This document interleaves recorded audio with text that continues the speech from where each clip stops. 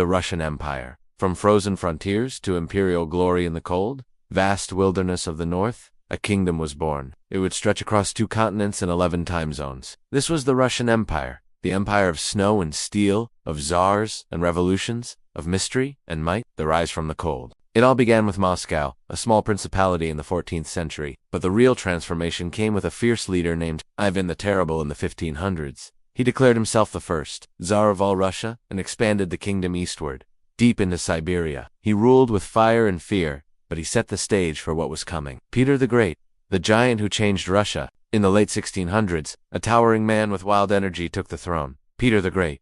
He traveled in disguise across Europe, learning everything about shipbuilding, science, and city planning. Then he came home and dragged Russia into the modern world. He built a brand new capital, St. Petersburg. The window to the west, he created a navy, modernized the army, and forced nobles to shave their beards. He turned Russia into a European-style empire. Peter didn't just rule, he transformed. Catherine the Great, the Empress of Enlightenment.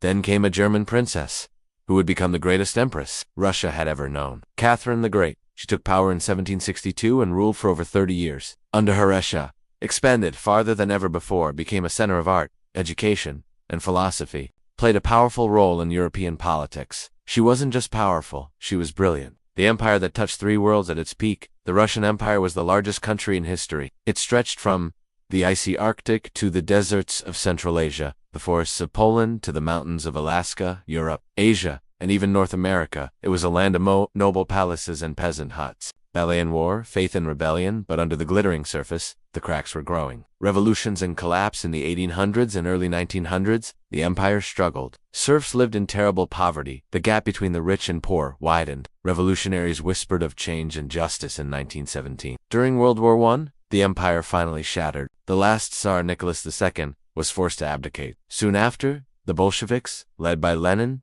took power and ended the empire forever. The Russian Empire gave way to something new, the Soviet Union.